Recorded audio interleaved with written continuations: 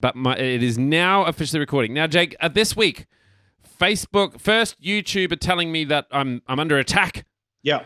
That the cat videos that I watch and, the cable management videos that I watch are all under attack. And that I might actually have to go to the news source for my source of my news. Facebook is now threatening that as well.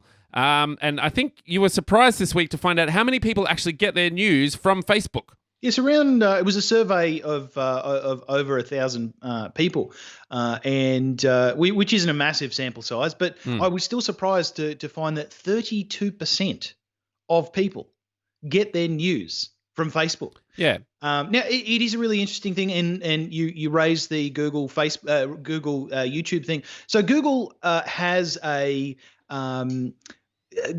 an agreement with the news organizations, but it is one that they have fostered themselves with those news sources. And as a consequence, they essentially control that. That's not what this is about. This is about the ACCC, the Australian Consumer Commission? Consumer and Caring Commission? Caring Commission. They it's not, but let's go with it. But how do you not know what the ACCC is, Jake? You're the smart one on the show. It's too many C's, Greg. I'm mucking around trying to make sure that I've still got the right inputs and outputs. The Australian dear me. Care and Consumer Commission. Yeah, the Australian Cats. Cats and Consumer. Got it. Anyway, the Australian Cats and Centipede Commission. So that government organisation, the Australian Competition and Consumer Commission. That's what it is. Yeah, thank you. So they have essentially created this new proposed or draft regulation that will require the media, these massive tech companies to both pay a share for people to essentially share their news on their sites, because these things work both ways, of course. Both Facebook and Google, they get clicks, and they have ads on their sites, and as a consequence, they're able to bring people to those ads via those clicking things, those links, those news articles. But of course, it does mean that. Was that too many references? It was just keep going. But of course, the news organisations themselves, they also get clicks out of that, which they're able to get people back to their own sites. But quite often, Facebook and Google will have an intermediary hosting service where essentially, if you drop the link of your news story into Facebook, for example, they might have an intermediary whereby if you click on that link, it will not launch the for example, the Herald Sun website in order to view that article. It'll just open intermediate. So the Herald Sun has no ability to utilize their own online advertising. So anyway, that's basically why they're doing it. Yeah. But Facebook has essentially said, look, if this thing goes ahead, we're not going to make people pay for their news. Okay, we're not going to make the general public pay Facebook in order to view news. Okay, instead, what we're going to do is we're going to prevent people from viewing news altogether on our platform. Yeah, which is massive. Absolutely, it is huge. Massive. Apparently. It is massive because I suppose, and their argument is that the news outlets actually need Facebook, not the other way around. Facebook doesn't need the news outlets. The news outlets need Facebook. 33%, was it? It's about 32%. Yeah, 32% has that's a huge amount of people for eyeballs for news. I guess one of the benefits to actually not getting all of your news in one little chunk is that it might, I don't know, but, maybe it might ease off on the clickbaitiness of it all. Like maybe if people are actually going to the source of the news. I don't know. I'm so tired of clickbait. I'm so tired of these.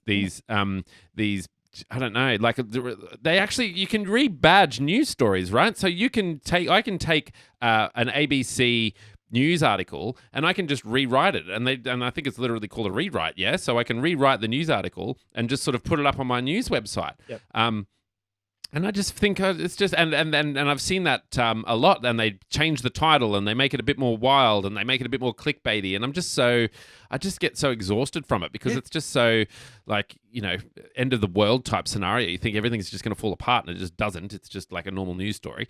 Yes, and it's just exhausting. It's exhausting. I don't know. Maybe it might change it. I don't know. I don't know. I mean, I can't. I don't use Facebook or many of the social media platforms for news because the algorithms promote things that you've opened in the past, and I don't like echo chambers. I like to be presented with a broad range of news, broad range of opinions, etc. So yeah, look, it is really interesting. One of the massive deterrents as part of this new ACCC code of conduct is that if the big IT companies, if these big tech companies don't share things like their algorithms, any changes to their algorithms that might impact the way that news is shared, et cetera, then they can be fined 10% of their revenue. Yeah. That's massive. Huge. Considering some of these countries are worth $200 billion US. Yeah. It's massive. But also the major reason why Facebook especially, but Google probably as well, don't want these to go ahead. Do not want this code of conduct to go ahead. Is we are not the first country to raise it. We're the first country to come this far. Yeah, right. But essentially, the second that we create a precedent, all of those other countries that want, these big tech companies that pay virtually no or close to no tax in those countries where they are extremely prevalent, where they do have an impact on the revenue of journalistic organisations and thus the operation of those organisations. Those countries are going to come after these big tech companies in virtually the same way, I would suggest. Yeah. Okay. All right. Well, interesting one to keep our eye on there, Jake. I don't begrudge people who do get their news from Facebook because I mean it really depends on the sorts of Facebook on the sorts of organizations that you follow, really, doesn't it? I suppose to a certain extent. Like, you can see an ad and then you click on that. Well, that's a bit iffy. But if you've got actual sort of, news sources, and you know what? Like, it's sort of a bit like, well, who am I to judge what's news and what's not news? Like if people are clicking on things that are clickbaity, well, maybe that's what the people want. I couldn't agree more. I hate looking at stuff that just confirms my opinion. Yeah. Because all it does is add to my, my confirmation bias that I'm sure is already there. It's better, in my opinion, just for the stuff that I do and the stuff that we do and like to do together. I much prefer a broad range of opinions and views, etc. Absolutely. You just don't want to be so open-minded, Jake, that your brain falls out. Exactly. And I'm sure it won't. I'm sure it won't fall out. Not with the hair like that. What, with all this hair? Sticks right in there, grips right onto that brain.